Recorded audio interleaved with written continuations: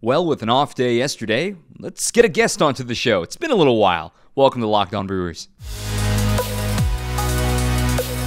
You are Locked On Brewers, your daily Milwaukee Brewers podcast, part of the Locked On Podcast Network, your team every day. Welcome in. Happy Tuesday, everybody. My name is Dominic Citronio, and thanks for making Locked On Brewers your first listen of the day. Normally, I'm the statistician for Valley Sports Wisconsin, but today I'm actually on location working for Turner Sports, which is my day job, working for MLB on TBS, as tonight I have got Giants and Dodgers from Los Angeles. So we decided to go with a guest today, Eno Sarris, the Athletics analytics writer following Major League Baseball. I've known Eno for a few years now. A tremendous dude. Shout out to the Bay Area. Knows his stuff. And I really enjoyed this conversation you're about to hear with him. Talking about the things such as Stuff Plus, talking about modern pitching, talking about the piece he wrote about the humidors and the impact they've had on the baseball so far this season. And, of course, he's a massive beer fan. I mean, that man knows a ton about beer, so we definitely had a little conversation about that as well. So Eno's coming up in a little bit. Quick preview, as tonight, of course, 6:40 first pitch against the Reds. It'll be Tyler Mahle against Brandon Woodruff to open up this three-game series. Tomorrow is also at 6:40. That'll be Vladimir Gutierrez against Freddie Peralta. And then we close things out with the Thursday day game. That is a 12:40 first pitch. Hunter Green, the hotshot prospect, getting the start against Adrian Hauser. The Reds are coming in at just 3-19. Pretty tough go of it for David Bell's club and what they've got over there in Cincinnati. Some quick headlines from yesterday. Let's start with the good stuff. Let's start with reliever of the month, Josh Hader. Absolutely nobody is surprised. Josh Hader, it's the fourth time he has been named reliever of the month in his young career. The Blue Jays' Jordan Romano was the AL winner of the reliever of the month. As for Hader, I mean, 10 for 10 in saves. He leads baseball. Opponents are only hitting .067 against him. He's struck out. He's 3 strikeouts away from 500 in his career in less than 300 innings. He will become the second fastest pitcher to reach 500 strikeouts, trailing only Aroldis Chapman, which, Chapman did it in 292 innings. Hader's about to do it in just over 292 innings because he's at 291 and 2/3, so it is impossible for him to catch Aroldis Chapman. Other good news is that Willy Adames earned Player of the Week award. Of course, not a surprise there. Had the 2-homer game against the Pirates on Tuesday. Had the big clutch homer on Monday against the Giants. Also had a home run over the weekend against the Cubs. He drove in 8 runs on the week, he drove me 7 runs in the one game against Pittsburgh.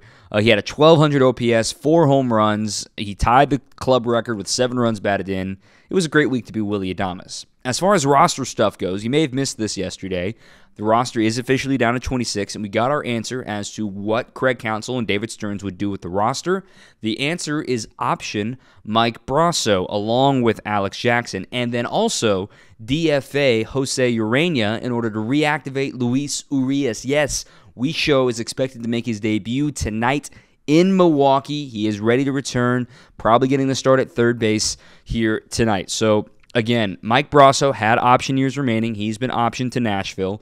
Alex Jackson was always supposed to be temporary. Now with Victor Caratini off the COVID IL, Jackson is down to Nashville again, and they decided to DFA Jose Urena. Now, while the roster is 26 players, there is currently no limit on pitchers, so you don't have to go down to 13 pitchers until May 28th, which gives them a little more time to decide who are they going to keep between Hobie Milner and Yandel Gustave. So still time to figure that out. Got about a little over 2.5 weeks to see who you want to keep for the stretch run. Again, we've talked about the right-handed heaviness of this bullpen, and maybe it would be encouraging to have Milner around, but Gustave has been pitching his way onto this team. So we'll have more reaction to that kind of stuff in tomorrow's and later in the week pod, but I don't want to wait too much longer to get to Eno. Before we get to Eno, I want to tell you about our friends at LinkedIn. Spring is in the air, and it's time for renewal and growth, and personally and professionally. Your small business is growing, and LinkedIn Jobs is here to make it easier for you to find people that you want to talk to faster and for free. You can create a free job post in minutes on LinkedIn Jobs, and you can reach your network and beyond to the world's largest professional network of over 810 million people. It's why small businesses rate LinkedIn Jobs #1 in delivering quality hires versus leading competitors. Simple tools, screening questions, they make it easy to focus on the right candidates with just the right skills and experience so you can quickly prioritize who you want to interview and hire. So LinkedIn Jobs helps you find the candidates you want to talk to faster. Did you know every week nearly 40 million job seekers visit LinkedIn? Post your job for free at linkedin.com/LockedOnMLB. Again, that's linkedin.com/LockedOnMLB to post your job for free. Terms and conditions apply. We're also brought to you by our friends at BetOnline.net. They've got some stuff up there right now for the Bucks playing tonight, Game 2, taking on in Boston against the Celtics. BetOnline.net is your #1 source for all your sports betting stats and information. You've got league reviews, you got news, you got basketball playoffs, NHL playoffs, Major League Baseball, of course, rolling around. The Brewers' odds have actually increased to win the World Series, by the way, while the Cardinals have laid flat. Just saying, you can find all this stuff out at BetOnline.net, your continued source for everything you need sports wagering to esports, live betting, playoffs, and more. Head to their website today, or you can use your phone to learn about the trends and get in on the action at BetOnline, where the game starts. Pleased to be joined by the Athletics' Eno Sarris here on Locked On Brewers. Eno, I know you love pitching, and you've been around, clubhouses and pitchers and bullpens asking about grips and asking about the way guys attack hitters. What has led to this phenomenon for you of what makes you so fascinated by what pitchers have done so far in baseball? I think that it comes down to, when I came to this country, I came to this country from Germany and Jamaica in the mid 80s. And I came to Atlanta. And, back then they didn't have many people at their games. So we would buy cheap seats and they'd wave us down in like the third inning or so.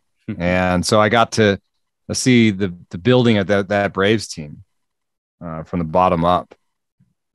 And a lot of that was built on pitching. And what was really cool about it too was in Glavine and Smoltz and Avery and Maddox, they were very different. So you got to really kind of see, this is the changeup artist. Okay, Glavine's just trying to go, take that outside corner and make it travel further and further out, and Maddox, I think Maddox, people don't understand how much stuff Maddox had. I mean, he may not have been a guy who throws 99, but he had a lot of movement on his pitches. Right? I understood from an early age that movement mattered a lot because his pitches moved a ton. And then Smoltz, I think, is kind of where the league has gone now. Smoltz is like that, hard fastball with ride with a breaking ball that drops off of it. And so Smoltz was my guy. That was the one that I believed in. And I thought he was nails in the postseason. And just seeing all those guys was like, there's so many different ways to be good at pitching. How can we find that out? And how can we determine that? And how can we separate out command? And how can we separate out stuff and say interesting things about how pitching goes? I mean, we've seen your stuff in The Athletic, most recently, Fangraphs, ESPN, you name it. You've probably written a pitching piece for insert publication here. When it comes down to all of it, now you're creating stuff plus, pitching plus, location plus. What was the first bit of, where did this idea come from, and how did this turn into, a live living document that is, pitcher reports every Wednesday of talking about pitching plus and stuff plus and things like that? The first time I read about it was a guy, Jeremy Greenhouse, works for the Cubs. And in, 2009, I think, or 2010, he wrote a piece about stuff. Literally the piece is called On Stuff, and it was for baseballanalyst.com. It's still out there. And I was like, yes, this is it. This is the beginning of it. This is where we start, because we had Pitch FX data for so long. So we had the movement of the pitches. And since then, the technology has only gotten better. And now with Hawkeye, we can directly observe a lot of the things, and we can make our stuff metrics better. But it's been an effort of, 10, 12 years of work. And, another person who's been really big for me is Harry Pavlidis, has done a lot of good work at Baseball Prospectus. He found one time that like changeups have two different ways to be good. You can have a changeup that has a large velocity gap, Marco Estrada kind of straight change, Lucas Giolito straight change, Or you can have a straight change that does not have much of a velocity gap, but has a ton of movement differential. And that's like the Zach Greinke, Felix Hernandez power change. And I think that was a really interesting finding, because what you found across the league is people have gone more towards the power change since then than they have. Yeah. The straight change is almost out of business. I remember seeing Rob Friedman's GIF this week of, Greinke's fastball and his changeup both being 87 miles an hour. And speaking of changeups, I mean, you talk about this team. It's still effective. Yeah, you love it. And then you got maybe the best changeup in the game and what Devin Williams throws. Everybody has their own flavor of what they got going on. Yeah, that's a really interesting one. It's almost like a screwball, I think, because it's got a ton of movement and it has a high spin efficiency, which is very rare for a changeup, because I think he's actually kind of pulling down on it like a curveball, but in reverse. Now, you and I, we can nerd out for hours on end about all of the metrics and things like that. I do want to make sure our listeners don't get lost in the sauce here, as I like to say, but let's break down Stuff Plus here for folks who have never heard of it or have never seen it. And then they suddenly see Corbin Burnes near the top of the leaderboard. They're thinking, okay, well, maybe I like it, especially as a Brewer fan. How can you explain Stuff Plus to somebody who's never heard of it before? I just say that it is the physical. It is the judging a pitch only on the physical characteristics of the pitch. So we're talking about spin, velocity, movement.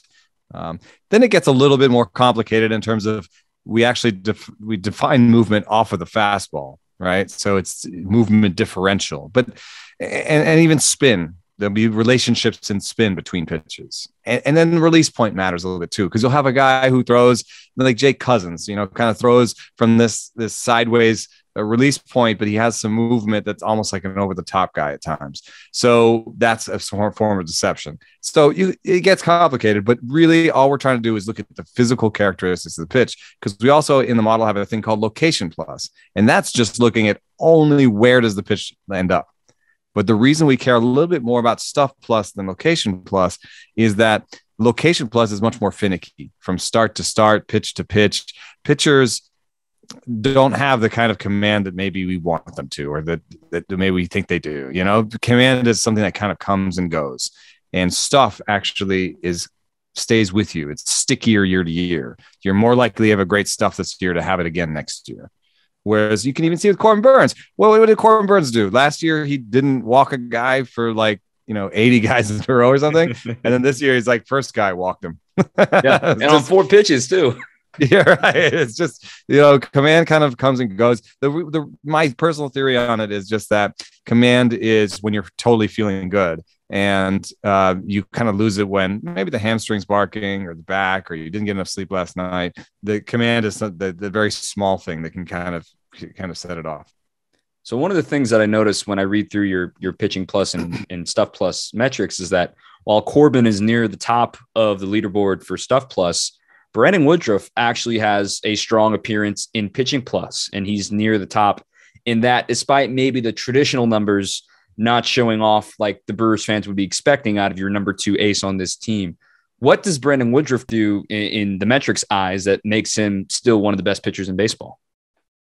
Well, he's got a really excellent fastball, or both of them actually, and they've got really unique movement. And so that's really good for him.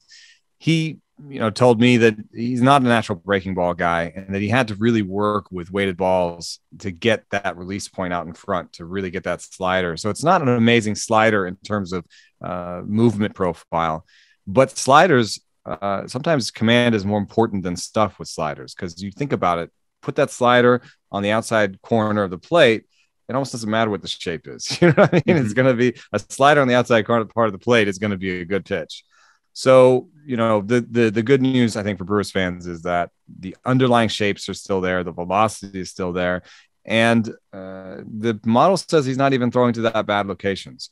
That doesn't always mean that he won't walk guys, because some good locations are outside of the zone. So maybe he has to establish, he has to get to that 0-1 count earlier, or maybe he has to do something a little better when it comes to walks. But in terms of throwing to good parts of the zone, he's still doing that. And in terms of throwing with good shapes and velo, still doing that. So I believe in him 100%. And I still believe in this pitching staff as a whole, having to explain to folks on the East Coast and explaining to folks obviously the Mets are a terrific pitching staff. And for maybe a casual baseball fan, they'll automatically assume the Dodgers are always going to be one of the best pitching staffs. They currently lead baseball in ERA. So if you want to just look at that stuff, I totally understand. But what's your selling point on the Brewers staff as a whole? We've already talked about Devin Williams, haven't even mentioned Josh Hader. You already said Jake Cousins. I mean, it's a very deep pitching staff. And the selling point of the Brewers being legitimately one of the best pitching staffs, top to bottom, in all of baseball. How would you explain that to somebody? I wish that people could hear the way that other pitching coaches and other teams talk about the Brewers. Yes. They say things like they value interesting shapes. They say things in hushed tones where they're like, they have something going on that's a little different from everybody else.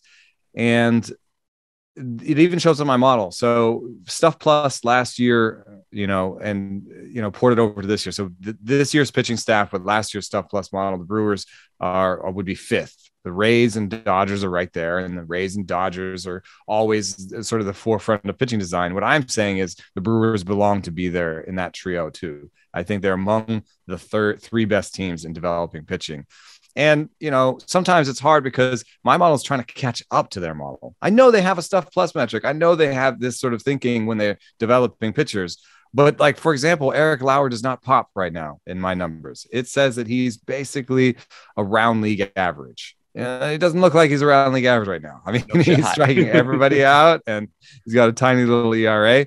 Who knows what'll be right in the long run if he'll regress more to being closer to league average, or if I'll discover something, in the research this year that says, oh man, Lauer's cutter is actually a really good pitch, even though my model says it's not.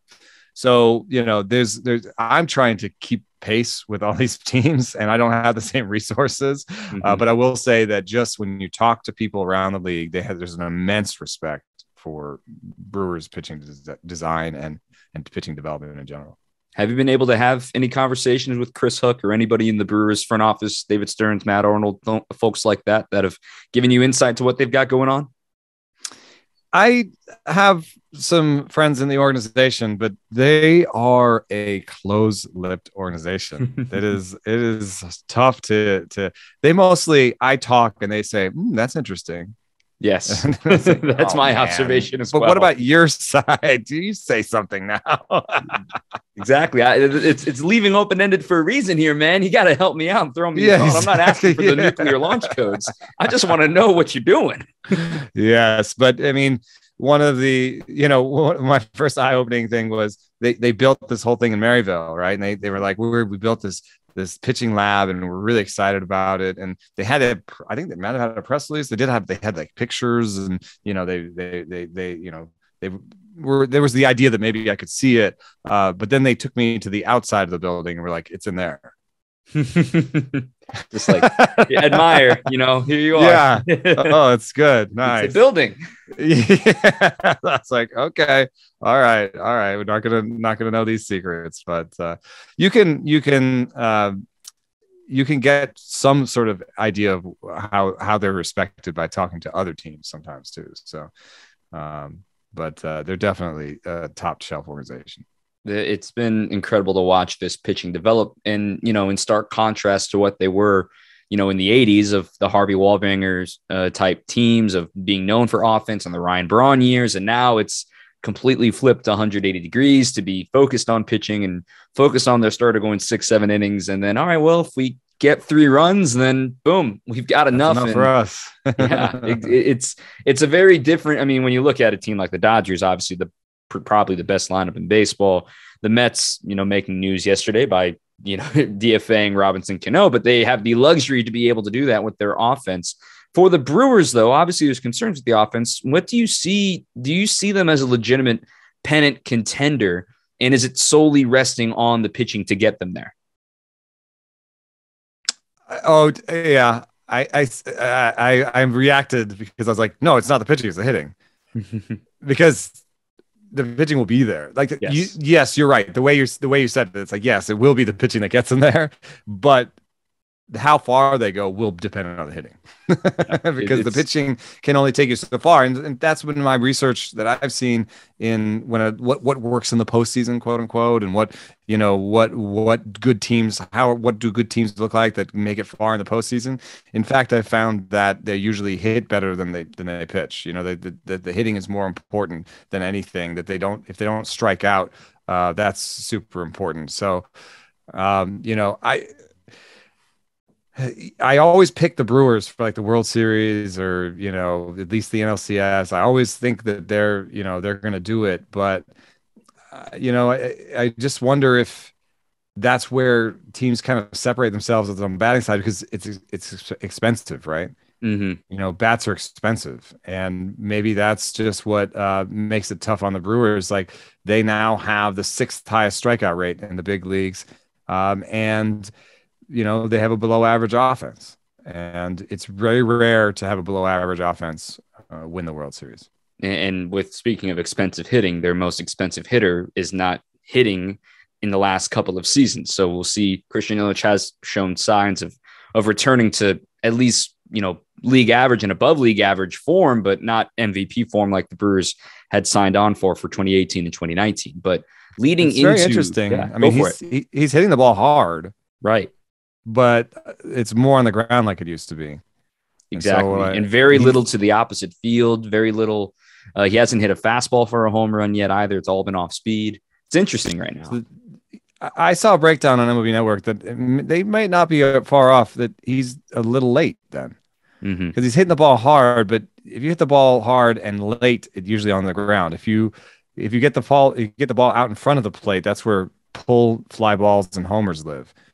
And so maybe he's just a little late. I wonder if he could just figure out that timing, because at least health-wise, he's hitting the ball hard. That suggests that the health is getting better. So maybe there'll be a moment where he gets a little bit more aggressive at the plate and goes and gets those balls and has a good streak. But right now, he's definitely a little bit late. Eno is super smart. I just love learning from his articles and hearing this conversation so far. Just going to jump in real quick to tell you about our friends at Rock Auto. With the ever-increasing number of makes and models, it's really impossible for your local chain auto parts store to stock all the parts your car or truck may need. So you can endure pointless and intimidating questioning, like what model is it, what is this, what is that, or you can just go to the website Rock Auto and get everything that your car could ever need at home and in your pocket.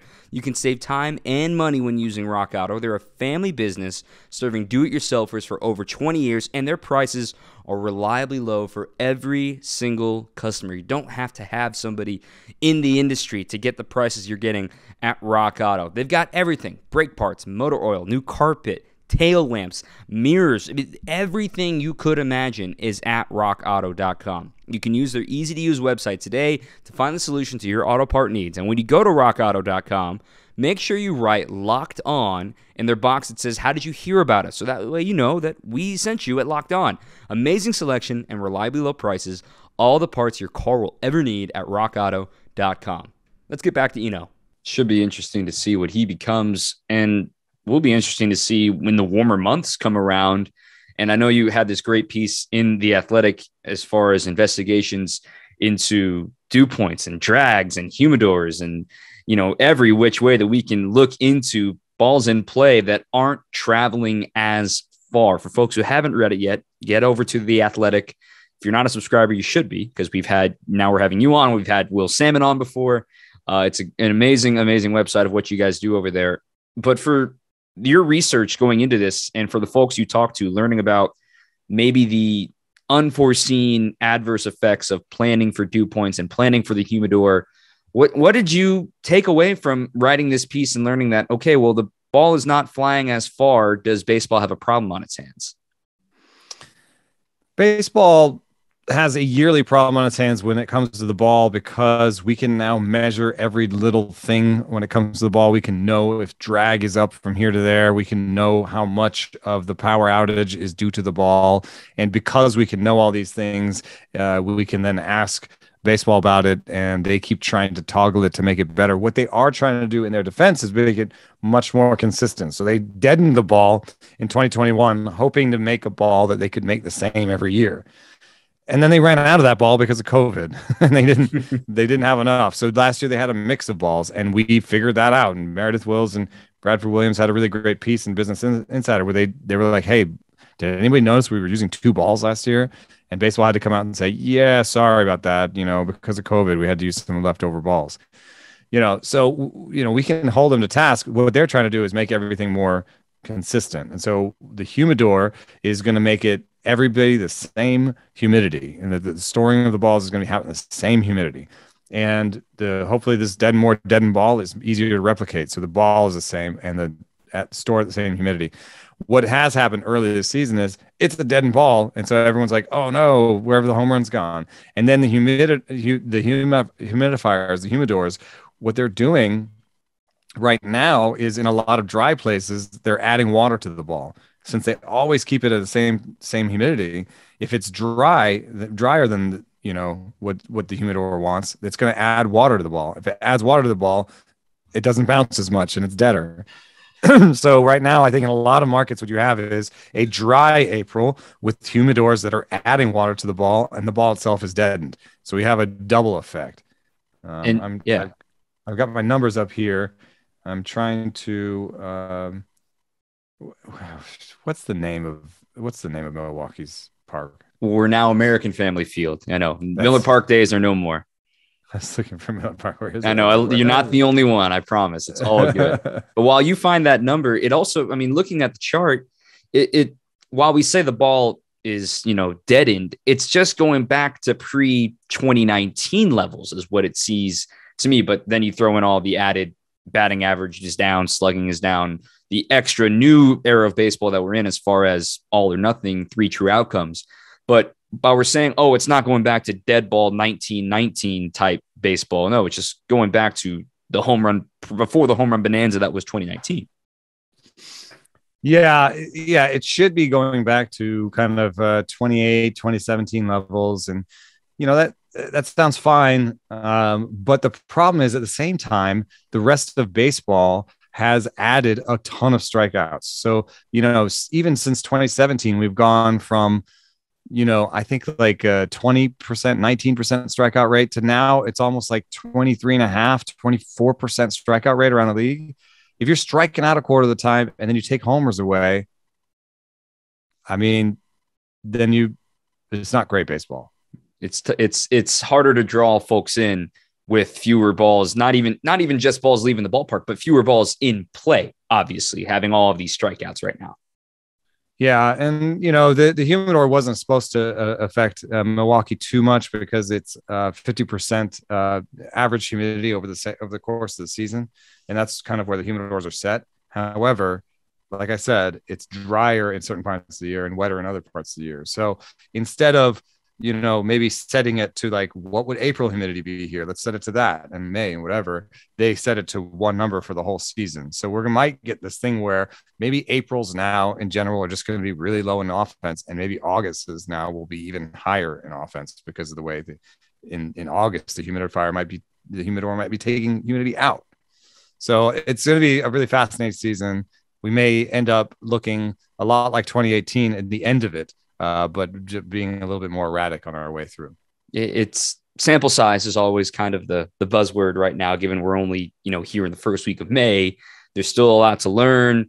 We'll see. As you said, maybe August, everyone goes nuts and everyone hits home runs like crazy and they have to adjust again. But this is the scientific method in live view of what we're going through right now. And I guess it's hard to ask baseball fans, and after this past offseason with the lockout, to be patient, but this might need to be one of those things like, hey, let's be patient. Let's see what the data tells us. It's also interesting because I think the aim in the long term is to maybe incentivize contact, right? And to incentivize balls in play, because they think perhaps we've had too many strikeouts and it's too many strikeouts or home runs, and the game has become very 3 true outcome where, we don't get many balls in play. And I will say that, at home, the strikeout is fine. I love it. I love strikeouts. I'm a pitcher. I like pitching, but at the ballpark, a strikeout is not as compelling.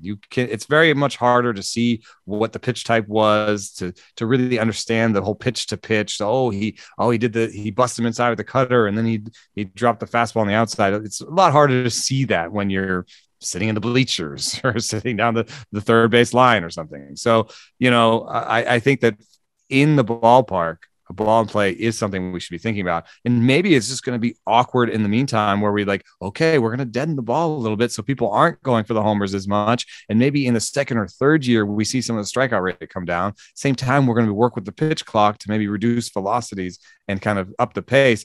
But I am mostly a fan of baseball trying things because I think that other sports have changed rules and tried things to their benefit. If you think about some of the rule changes that the NBA has done with 3-pointers and even defense on the perimeter and stuff like that. And football has changed drastically in our lifetime when it comes to the pass interference rules and things like that. So, I think that baseball is due for some of this. And I think it may be a little bit awkward in the middle of it while we're trying these things out, while we're trying to shape baseball into a game we want to see more of.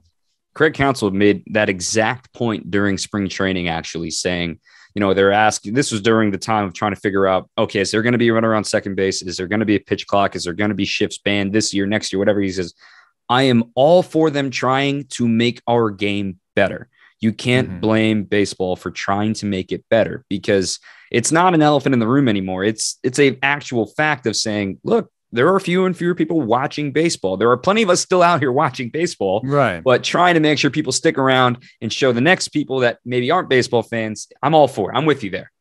And some of the stuff, I just went to a minor league game. I just saw the San Jose Giants play, on Sunday, and the pitch clock was there, and the game was 2.5 hours long, or maybe 2 hours and 20 minutes, and it was action. It was and the kids were a little bit more into it because, it kept moving faster.